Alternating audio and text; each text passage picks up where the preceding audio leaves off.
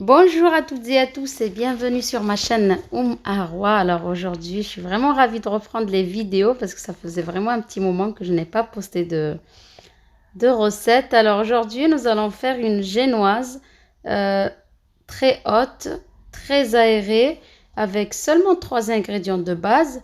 Donc une vraie génoise sans levure chimique. Vous allez voir, ça va être très facile avec une méthode que très peu de gens connaissent, mais que vraiment, je trouve que c'est la meilleure des méthodes. Donc là, c'était une génoise dans un moule de 16 cm que d'ailleurs nous allons beurrer pour faciliter de le chemiser. Chemiser, c'est mettre du papier de cuisson tout autour parce que notre génoise va déborder. Comme ça lui permettra de monter, de prendre la forme du moule. Alors, il est préférable d'utiliser un moule par rapport au cercle. Ça, c'est vraiment par expérience. Mais j'avais les autres moules pour les d'autres diamètres, mais celui-là, j'ai fait avec le cercle pour avoir un petit diamètre de 16 cm.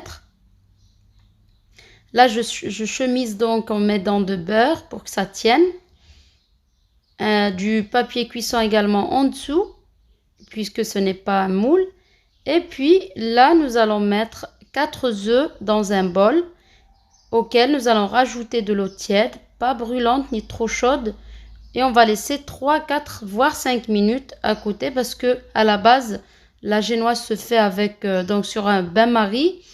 Mais réchauffer les œufs aussi, ça permet d'obtenir un très bon résultat. Ensuite, nous allons séparer les blancs des jaunes. Après avoir essuyé donc les œufs qui étaient dans l'eau, on sépare les blancs des jaunes et on va récapituler un petit peu les ingrédients dont on aura besoin. Alors, il nous faut une pincée de sel, 120 g de sucre, semoule assez fin de préférence, un sachet de sucre vanillé ou alors de l'arôme vanille, 120 g de farine type 45 que j'ai tamisé au préalable, les 4 œufs dont on a séparé les blancs des jaunes. Alors, dans votre robot pâtissier, vous allez mettre la pincée de sel pour ne pas l'oublier, les blancs d'œufs, puis vous allez commencer à battre tout doucement. Je n'accélère pas la vidéo, hein, c'est vraiment la vitesse que je mets. Alors, quand je dis réchauffer les œufs, c'est pas les faire, c'est à peine les tiédir, hein, c'est parce que je me suis rendu compte, j'ai utilisé ce terme. C'est vraiment dans de l'eau tiède, ça prendra la température ambiante. Et là, on va mettre notre sachet de sucre vanillé. Puis, on va venir commencer à augmenter la vitesse pour pouvoir commencer à mettre notre sucre. Alors, c'est un peu comme une meringue, mais c'est un peu moins précis puisque le sucre, je vais le mettre pratiquement d'un coup en 3 fois, mais assez rapidement. Voilà, voilà, je le mets et puis on va commencer réellement à augmenter la vitesse. Là, c'est histoire de vraiment bien le mélanger au blanc d'œuf.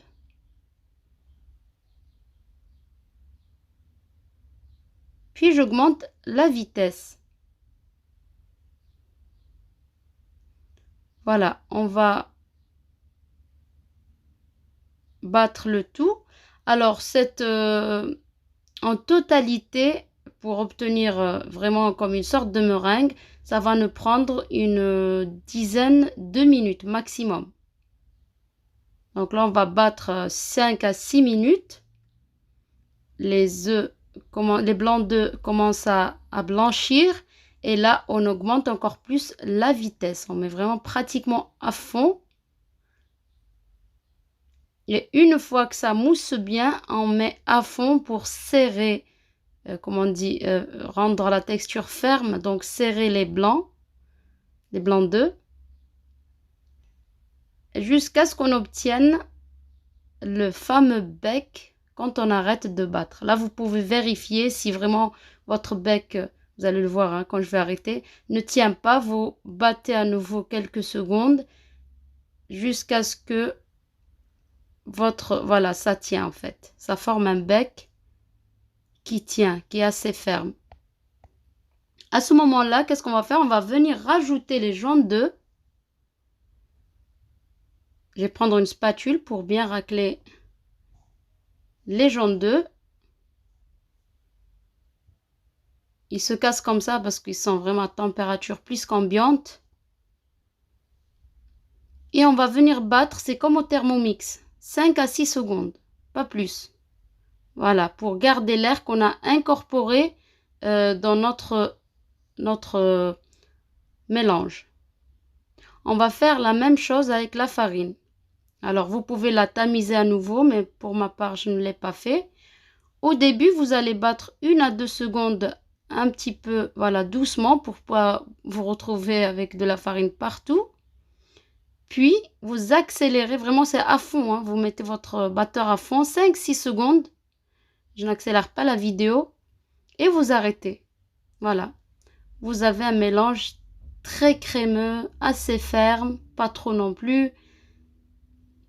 Alors, comme vous remarquez, au moment où je déplace mon robot pâtissier, je ne pose pas mon fouet sur mon appareil, sur mon mélange, parce que sinon il va retomber. Je garde la main assez haute.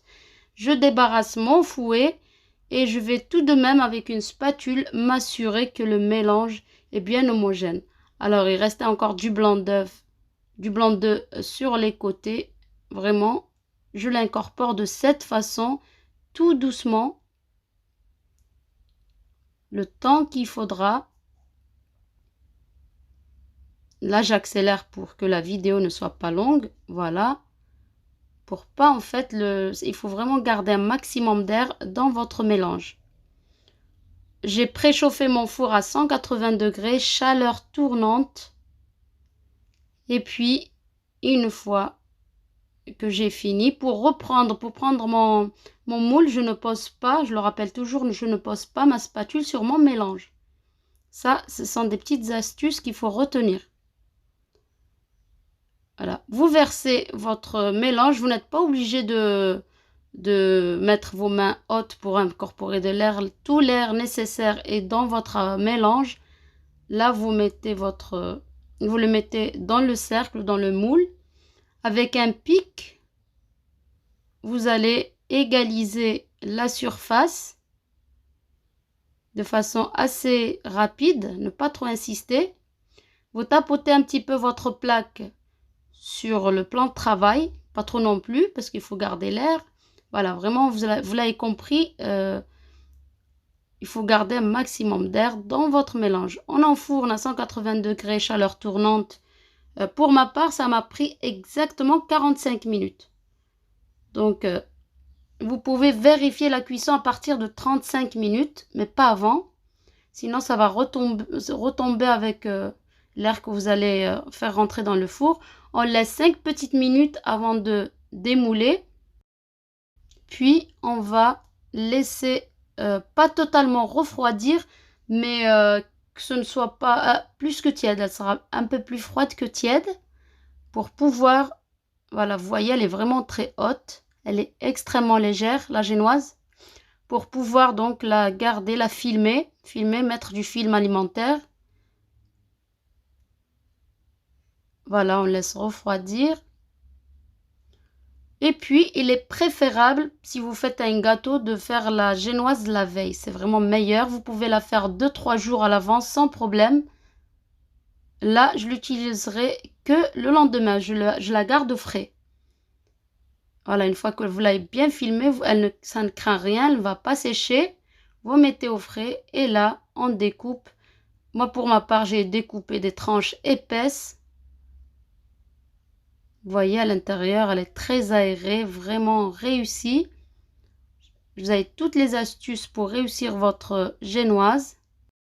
Alors, je vous explique maintenant pourquoi j'ai fait la génoise. J'en ai fait d'autres avec ma belle-sœur. On a fait de diamètres différents. En fait, c'était pour faire une pièce montée pour l'offrir à sa sœur. C'est une grande première pour nous deux. On n'a jamais fait de pièce montée. En revanche, on sait faire les crèmes, tout ce qui est génoise, etc. Alors, on s'est inspiré de tutos et nous avons fait une pièce montée pour le mariage de sa sœur. Donc, c'était samedi dernier. C'est euh, c'est pour ça que j'étais absente d'ailleurs pendant un petit moment parce qu'il y a eu des fiançailles, un mariage, il y aura un mariage dans la famille aussi la semaine prochaine. Du coup, on aide un petit peu pour les préparations, voilà, on organise un petit peu et du coup, j'ai pas vraiment le temps de filmer. Je vais essayer de filmer quelques vidéos que je posterai au fur et à mesure. Et là, on imbibe bien la, la génoise et mettre la crème de votre choix. Tout ça, je vous donnerai en détail peut-être la semaine d'après, pas cette semaine.